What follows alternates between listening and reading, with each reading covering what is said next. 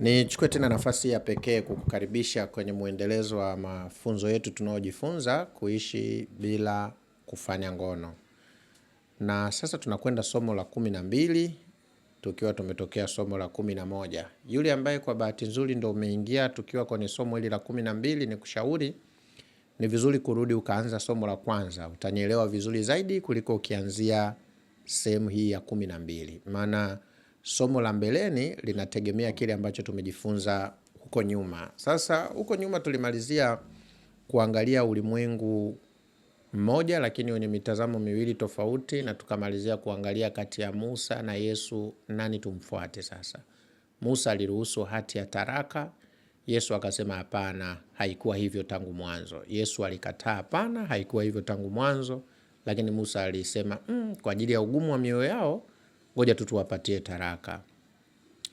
Tena nikukaribishe sasa kwenye somo hili la 12. Nataka tujiulize hili swali, hivi si kila mwanamke anayefaa kuzaa na si kila mwanaume anayefaa kuzaa hata kama una uzazi. Na kwa sababu hiyo tunaweza tukafikia kwenye pointi kusema hivi, hatuzai kwa sababu tuna uzazi, tunazaa zaidi ya kuwa na uzazi. Yaani usije ukafikiri kwa sababu una uzazi basi unazaa. Hapana. Somo lililopita tuliangalia single mother ama wababa ambao wanawazalisha wadada na kushindwa kuwajibika. Sasa somo la 12 nataka tuangalie kwa kina kabisa, especially mwanamke unayenisikia sasa ambaye bado hujaingia kwenye ndoa na mwanamke uliye ndani ya ndoa. Nisikilize. Hauwi mwanamke ukiwa kwenye ndoa, ila wewe ni mwanamke ndio maana utakuwa kwenye ndoa. Na hauwi mama kwenye ndoa kwa sababu umezaa. Wewe ni mama hata kabla hujazaa. Maana mwenye sifa ya kuwa mama ni mwanamke. Hatu expect ni anyhow mwanaume kuwa mama. Kwa kuna uwezekano ukawa ni binti ambaye bado hujaolewa wala hujazaa, lakini jua kabisa wewe ni mama. Lakini kikubwa ninachotaka tuangalie leo ni kuzaa watoto.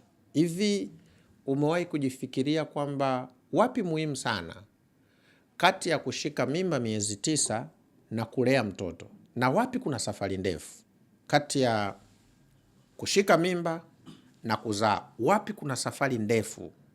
Ninapozungumza wapi kuna safari ndefu, najaribu kutaka tufikiri pamoja kwamba kwa binadamu mimba inashikwa miezi 9.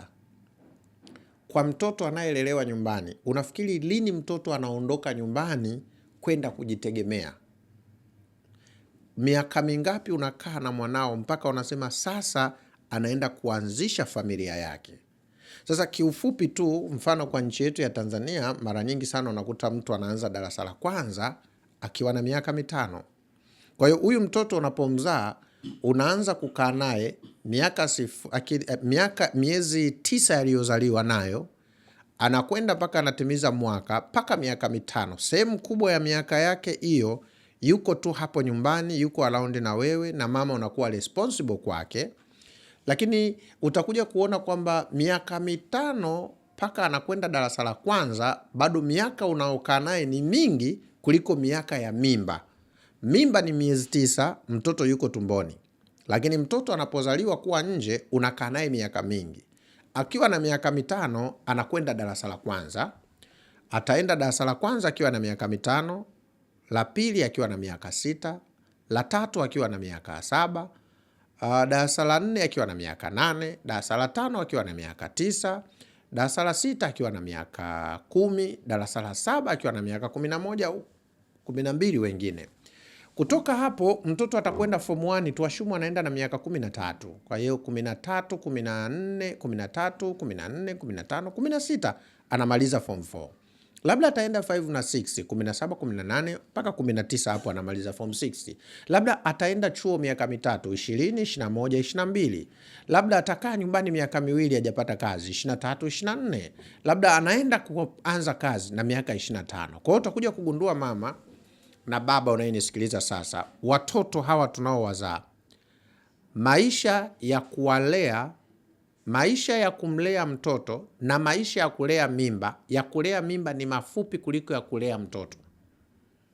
Kumlea mtoto mpaka anatoka nyumbani. Unaweza ukakuta anatoka na miaka 24, 25 na kuendelea. Na hii nazungumzia kutoka kwenda kujitegemea. Lakini miaka mimba, mtoto yuko ndani ya tumbo mpaka mama anamzaa, hiyo obviously ni miezi michache. Kwa hivyo umewahi kujiuliza hili swali, kipi kinachokufanya uitwe mama? Na we baba unayenisikiliza sasa, kipi kinachokufanya uitwe baba? Unaitwa baba kwa sababu umemzalisha mwanamke, au unaitwa baba kwa sababu unakuwa responsible kwa mtoto aliyezaliwa katika malezi? Kwa sababu tendo la kupata mimba ni dakika, mimba ni miezi, mtoto ni miaka. Wapi binadamu unapaswa kuweka nguvu sana? Leo tumekuwa na kitu cha ajabu sana, na naomba unisikilize vizuri, unayenisikiliza sasa, wewe ambao bado hujaingia kwenye ndoa, na wewe ambaye yawezekana ulikuwa kwenye ndoa bila kulielewa hili. Sasa hivi kuzaa imekuwa fashion. Yaani mwanamke anajihisi yeye ni mwanamke akizaa mtoto, kwa sababu amepata uchungu na ameingia reba. Hapo anajiona yeye ni mwanamke, na utakuta wakati mwingine anakuwa proud kabisa, we bado hujafikia, umezaa. Lakini nataka nikupe wazo tu ili ubadilishe huo mtazamo. Haui mama kwa kuzaa peke yake, kwa sababu kumzaa mtoto ni ndani ya miezi 9, lakini baada ya mtoto wako kumzaa miaka ile mpaka anatoka nyumbani kwako, hapo ndipo tunapotofautisha kati ya mama mzazi aliyezaa mtoto na mwanamke mwenye uwezo wa kuzaa akazaa. Tofauti iko hapo. Sasa turudi kwenye Biblia, na nina maana kubwa sana kuanzia huku ili tuelewane.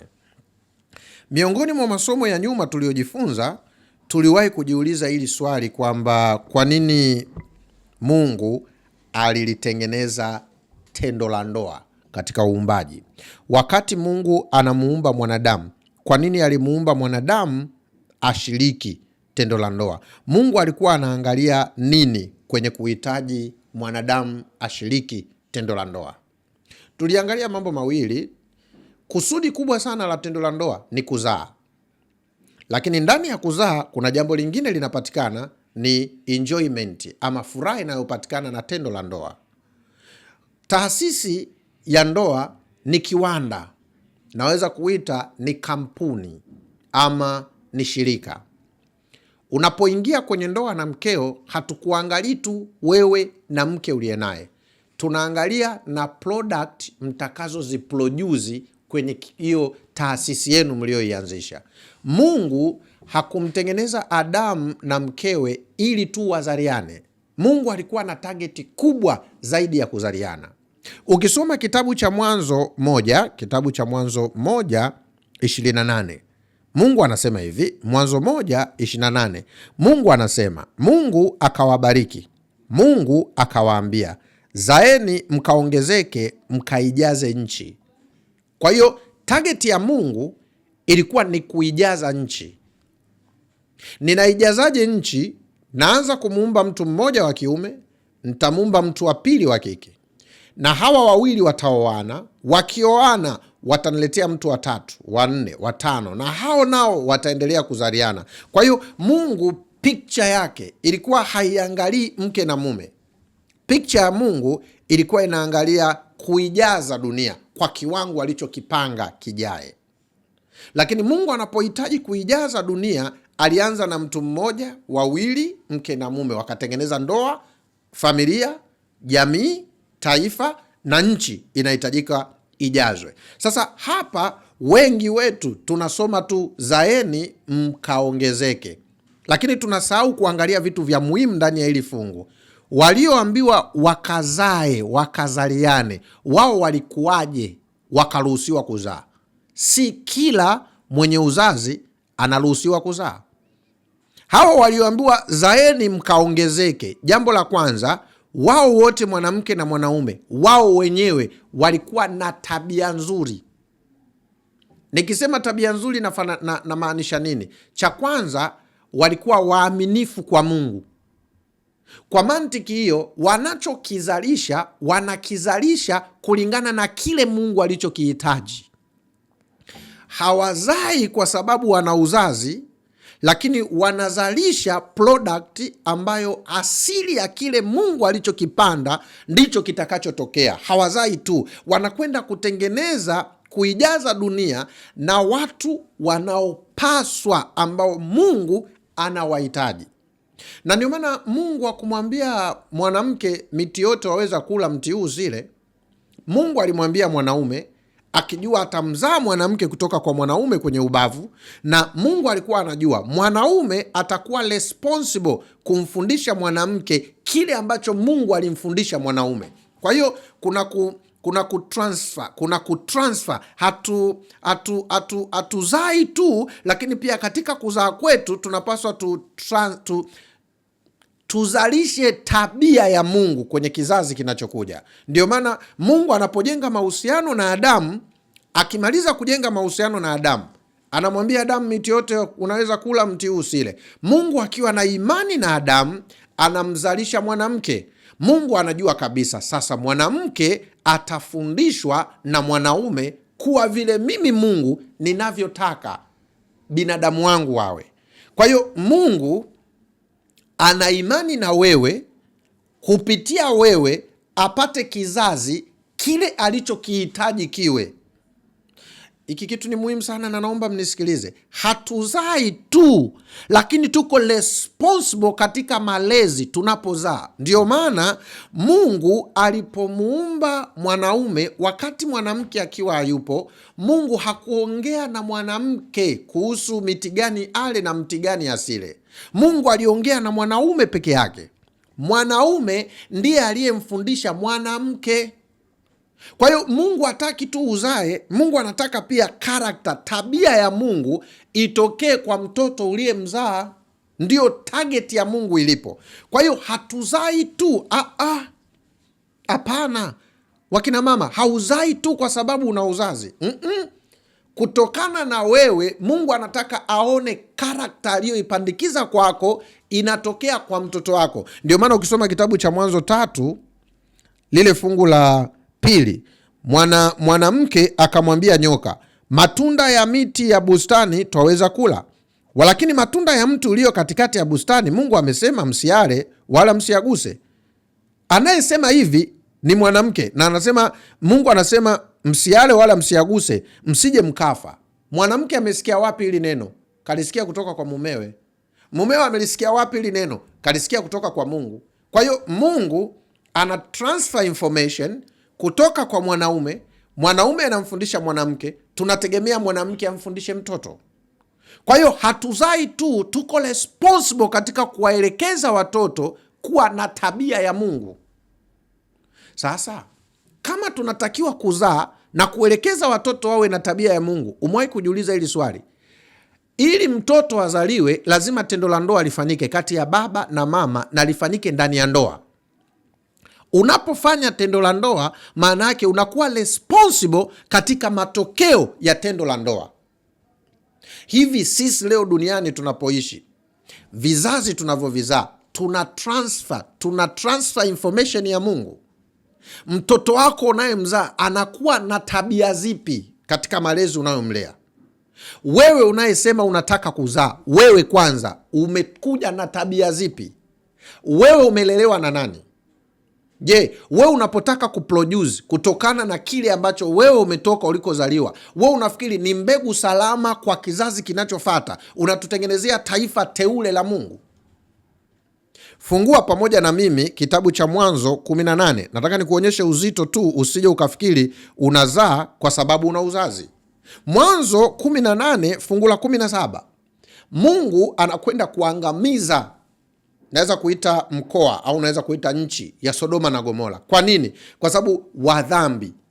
Kwa nini? Kila aliyezaliwa hakulelewa katika misingi ya Mungu anavyohitaji. Watu hawakufundishwa Mungu anatakaje. Kwa hiyo kizazi kikawa cha hovyo na kinafanya maasi. Na Mungu anasema hivi, na kwenda kuwaangamiza. Anapita kwa Ibrahimu. Wakati amepita kwa Ibrahimu, Mungu anapoongea na Ibrahimu anazungumza haya maneno. Anasema, Bwana akanena, je, nimfiche Ibrahimu jambo nilifanyaro? Mungu anasema, je, nina haki ya kumficha Ibrahimu? Kwa nini Mungu anasema Ibrahimu hana haki ya kufichwa? Fungu la 18, ikiwa Ibrahimu atakuwa taifa kuu hodari, na katika yeye mataifa yote ya dunia watabarikiwa. Mungu amwangalii tu Ibrahimu, anasema simfichi Ibrahimu siri, kwa sababu hiki ninachomweleza Ibrahimu, Ibrahimu atamweleza mwanaye, mwanaye atamweleza mwanaye, mwanaye atamweleza mwanaye. Maana yake duniani kutakuwa na tabia ya kile nilichokitaka mimi Mungu kiwepo. Maana nakipandikiza kwa baba Ibrahimu, kitakuja kwa mtoto wake na mtoto wake na mtoto wake. Na anasema hivi, kwa kupitia wao mataifa yote duniani yatabarikiwa. Kwa sababu mataifa yanatokana na nini? Na watu wanapokuwa wengi. Na Mungu anamwambia Adamu na mkewe, zaeni mkaongezeke. Manake anaangalia taifa. Hata Mungu wakati anaongea na Ibrahimu anamwambia atoke kwake, Mungu alikuwa anafanya projection ya taifa. Katika kitabu cha Mwanzo 12 anamwambia Bwana akamwambia Abraham, toka wewe katika nchi yako na jamaa zako na nyumba ya baba yako, uende mpaka nchi nitakayokuambia, nami nitakufanya wewe kuwa taifa kubwa. Kwa hiyo Mungu haniangalii tu mimi na mke wangu. Mungu anaangalia wewe baba na mke wako, mtoto mnayemzaa mnamtengenezea tabia ipi? Anakuwa na tabia gani duniani? Ndio dhamana ya Mungu aliyekupa wewe kama mzazi. Ndio maana ukienda katika kitabu tulichosoma cha Mwanzo 18, tumesoma fungu la 17 na la 16, lakini angalia fungu la 18, anamalizia kwa kusema hivi, kwa maana nimemjua ya kwamba atawaamuru wanawe. Sikiliza, cha kwanza atawaamuru wanaye na nyumba yake baada yake. Sijui kama umeelewa hii kitu. Ngoja nirudie vizuri. Huyu Ibrahimu huyu, kwa maana nimemjua ya kwamba, huyo Ibrahimu Mungu amemjua ya kwamba atawaamuru wanawe na nyumba yake baada yake. Yaani Ibrahimu hata asipokuwepo, tabia ya Mungu iliyo ndani ya Ibrahimu itaendelea kuwepo katika kizazi chake na kizazi chake na kizazi chake. Maana anasema ataamuru nyumba yake kwa maana nimemjua ya kwamba atawaamuru wanawe na nyumba yake baada yake, waishike njia ya Bwana, wafanye haki na hukumu, ili kwamba Bwana naye akamtimizie Ibrahimu ahadi yake. Kwa mantiki hiyo, mwanamke unayenisikiliza na mwanaume unayenisikiliza, hauzai kwa sababu tu una uzao.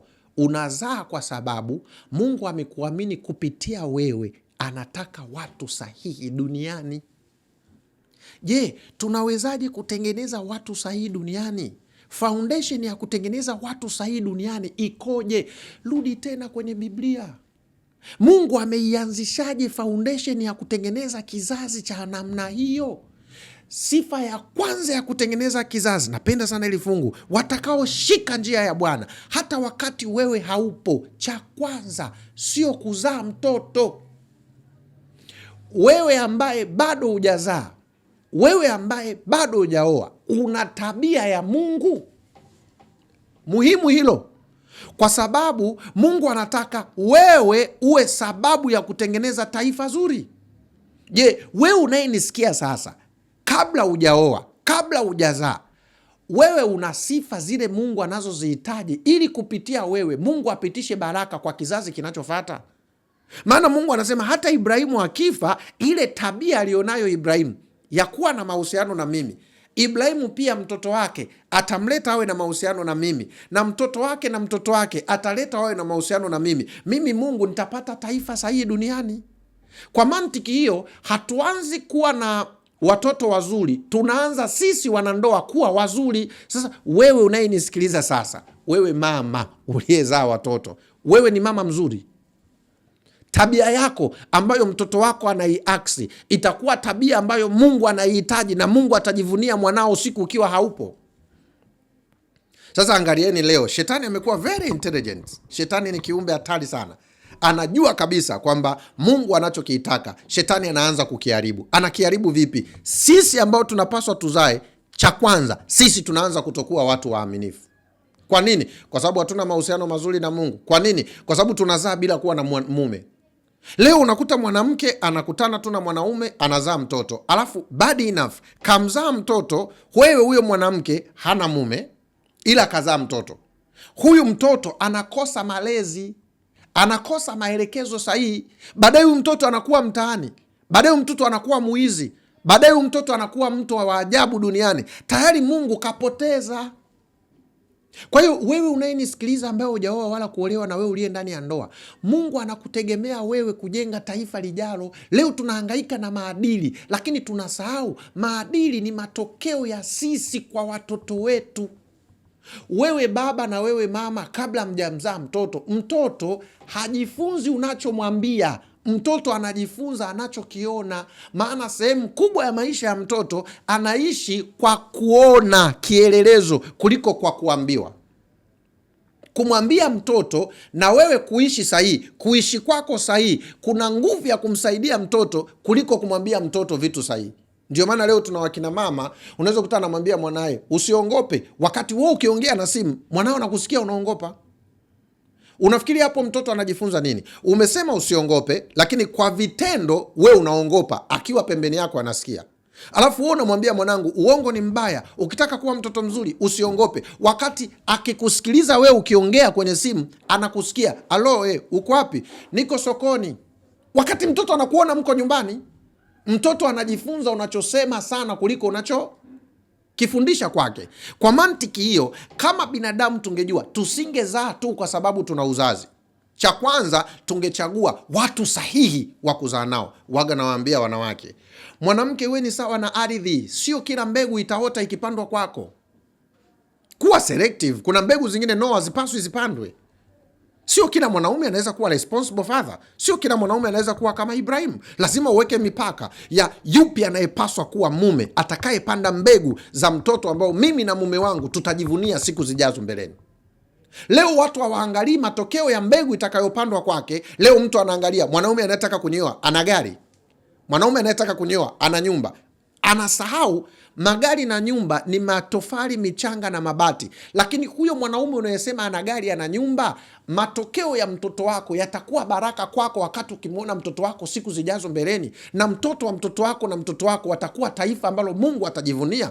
Ukiwa umenielewa kwenye somo hili kuanzia sasa, hautazaa kwa sababu una uzazi, ila utazaa ili uwe responsible kulingana na Mungu anavyohitaji. Ndio maana kwenye mfululizo wa masomo yetu tunajifunza sifa gani sahihi unazopaswa kuwa nazo kabla hujaingia kwenye ndoa. Na kama umenisikiliza vizuri, sasa hivi naanza kukuonyesha hata ukiingia kwenye ndoa usizae kwa sababu tu una uzazi.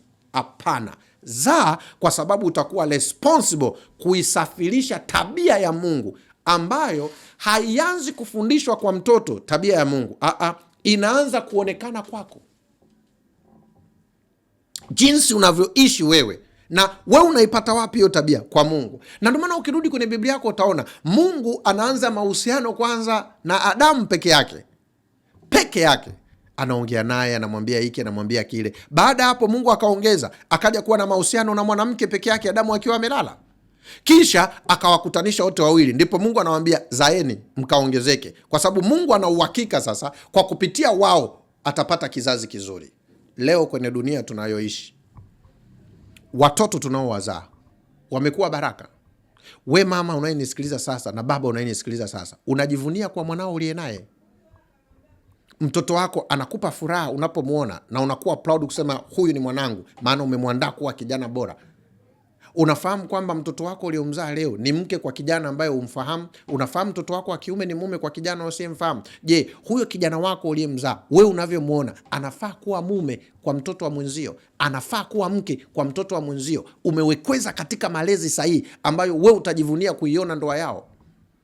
Leo wazazi wengi mnateseka kwenye ndoa za watoto wenu kwa sababu ya matokeo yenu nyinyi ya kutokuwa waaminifu katika malezi sahihi ya watoto. Na ndio maana mimi nikifika hapa sitishiki kabisa na mwanamke kushika mimba. Hakuna mwanamke ninayemheshimu mimi kama mwanamke anayekuwa responsible baada ya kuzaa, na si anayekuwa responsible kwa kushika tu mimba, alafu ukizaa mtoto wako unamwacha alelewe na mtu mwingine. Mimi nakuheshimu mwanamke ambaye mtoto wako akizaa pamoja na mumeo mnawekeza nguvu ya kutengeneza malezi sahihi kwa mtoto ambao Mungu amewaamini na kumweka mikononi mwenu, na Mungu anakutegemea wewe kumfanya huyo mtoto awe fahari kwenye kizazi kinachokuja. Kama kila mtu atanielewa ili somo, especially ambao hamjaingia bado kwenye ndoa, wale mlio ndani ya ndoa, tukaamua kama taifa, tukaamua kama jamii, tukaamua kama familia kuwekeza malezi sahihi kwa watoto wetu, nataka nikuhakikishie tutakuwa na taifa la maana sana.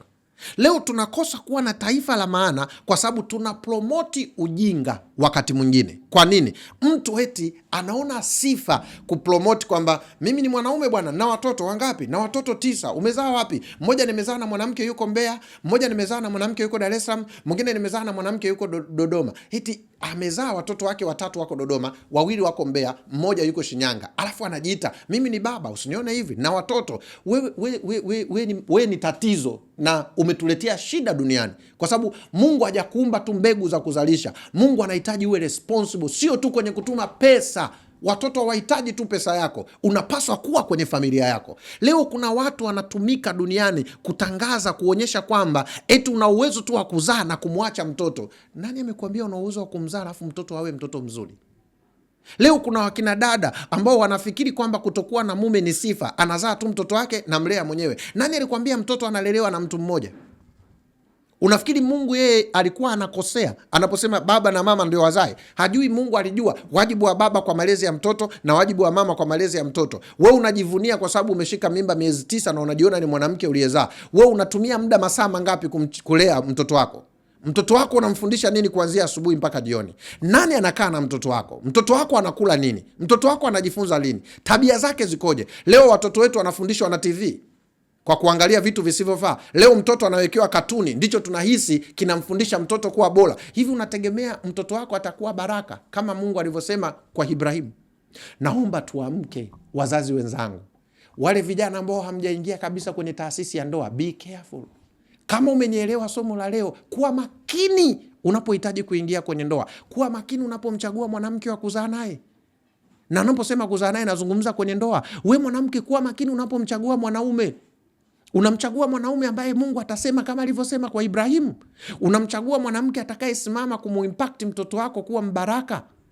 La, kama sivyo, jiandae ama tujiandae, tutaendelea kutengeneza mataifa ya ovyo. Ndicho ambacho kinaendelea sasa duniani, na shetani amesha kuwa mwerevu. Hadili na kitu kingine chochote, anadili na kufrustrate ndoa, anakufrustrate wewe, maana anajua baba akiwa na karakta mbaya, mama akiwa na karakta mbaya, automatically mtoto anakuwa sio sahihi, na mtoto akiwa sio sahihi atakuwa mume wa mwanamke asiye sahihi, na kizazi na kizazi na kizazi watakuwa sio watu sahihi. Lakini sikiliza hili fungu, nalirudia tena kwa mara ya mwisho. Hebu libebe, liweke kichwani, litumie, litakusaidia. Naomba nirudie tena.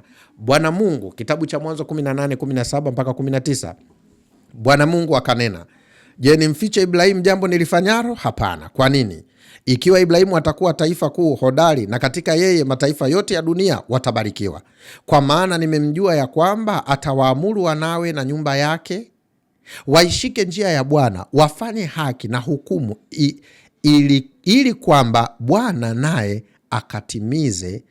akamtimizia Ibrahimu ahadi yake. Wewe binti ambaye bado hujaolewa, Mungu ameweka uzazi wa tumbo ndani yako.